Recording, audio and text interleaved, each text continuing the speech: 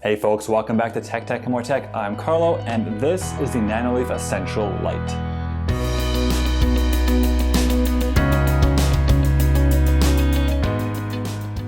As always, if you prefer a more detailed written review, head on over to techandmoretech.com or check the link in the description just below that like button. Nanoleaf is a smart lighting company that is most famous for their colorful wall tiles, like the ones right behind me. A few weeks ago, they had an event showcasing their new lineup of devices, and among them were a new Essentials line, which included this light bulb and a new light strip. Usually something like a smart light bulb wouldn't be newsworthy, but there are two reasons why this is. Firstly, it's Nanoleaf's first product outside of their wall tiles. Most other smart home companies try and offer inexpensive versions of these products just to get their products out there and sold, but not Nanoleaf. Nanoleaf products are very high quality, so this new light is set to take on the likes of LifeX and Philips Hue. The second reason why this light is newsworthy is because it is the first thread-based smart light on the market. For those of you who may not know, Thread is a new IP-based communication protocol for smart home devices. I won't get too technical in this video, so there are links in the description below that kind of go over the more detailed parts of it. In a nutshell, Thread should provide us with better reliability, better performance, and better security over Zigbee or Z-Wave, let alone Wi-Fi. I truly believe that this will be the future of smart home IoT devices. Right now, there aren't many Thread devices or hubs, aka border routers. The two main ones that can work as Thread border routers are Eero routers and the HomePod Mini.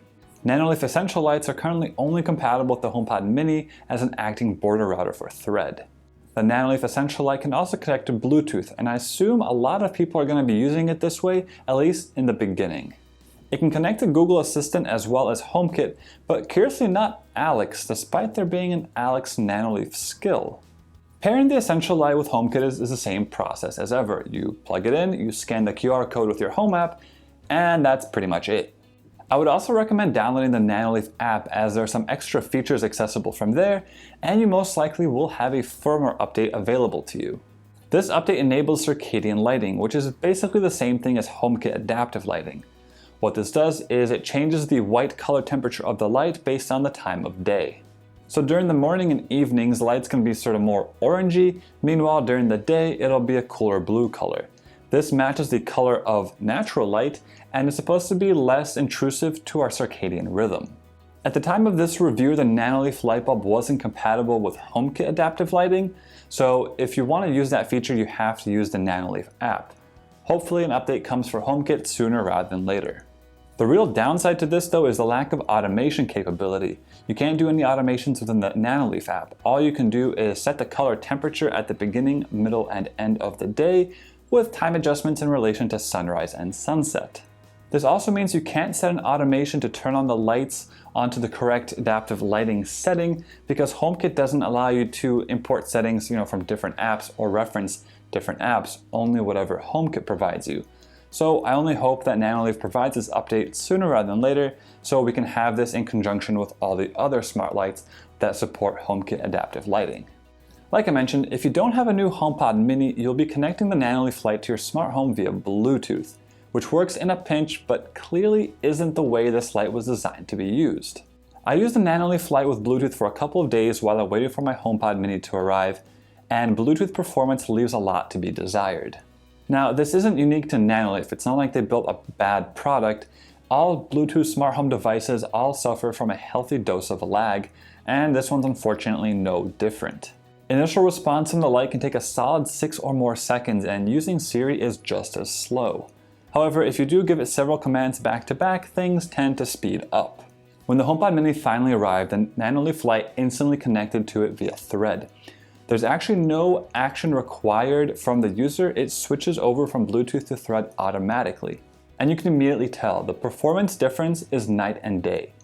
The light responded instantly when using the Home app and when using Siri. This is definitely the way the device was designed to be used. So if you are going to get some of these essential lights from Nanoleaf, keep that in mind. Curiously though, when I turned off my HomePod Mini, the Nanoleaf light was unavailable altogether. It didn't revert back to a Bluetooth connection with my Apple TVs. Instead, it just sat there in sad, unreachable silence. When you turn the HomePod Mini back on, I noticed it took an oddly long amount of time for the connection to re-establish. I realized the HomePod takes a little bit to boot up, but I was actually able to control the HomePod Mini well before I was able to interact with the Nanoleaf light again. I don't suspect this will be a common problem for anyone, but it was interesting nonetheless. Now, the Nanoleaf light is probably going to be most closely compared to the Philips Hue Light and maybe even the LIFX lights. As it happens, I own a color Hue Light, so I was able to do a direct comparison. On paper, these two products are basically the same. They have the same 16 million colors available, they both have an operating life of about 25,000 hours, and they both have the same 800 lumens peak brightness. So how do they compare?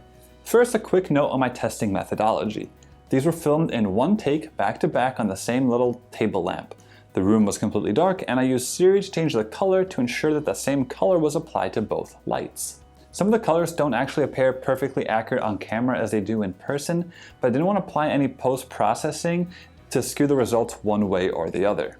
So in the color space, I think the Nanoleaf is on par with the Hue Light. I would say that some colors even appear nicer on the Nanoleaf, like cyan and green. So if color reproduction is important to you, I think the Nanoleaf has you covered. As you can tell, the brightness is a whole other story. Even though the peak brightness on whites is the same for both lights, the Hue is much brighter in color applications. So all of this brings us to the golden question. Should you buy the Nanoleaf Essential Light? As always, we'll start with the price, which is $20. That's right, only $20. That's less than half the price of a Hue color light, which retails for $50. I think if you're going to use the light in a large open room and you want the colors to fill out the space, you may be better off going with the Hue Light due to its brightness. But you can also get two of these for the price of one Hue Light and still have money left over. So it'll kind of depend on your personal situation. If you want the light mainly for just regular lighting with the option for color as a nice accent piece every now and then I think the Nanoleaf Essential Light is an easy recommendation. As always, thank you so much for watching. If you liked the video, be sure to hit that like and subscribe button for plenty more videos to come. If you have any questions or comments, please leave them down below and I'll get to them as best I can. And until next time, see ya.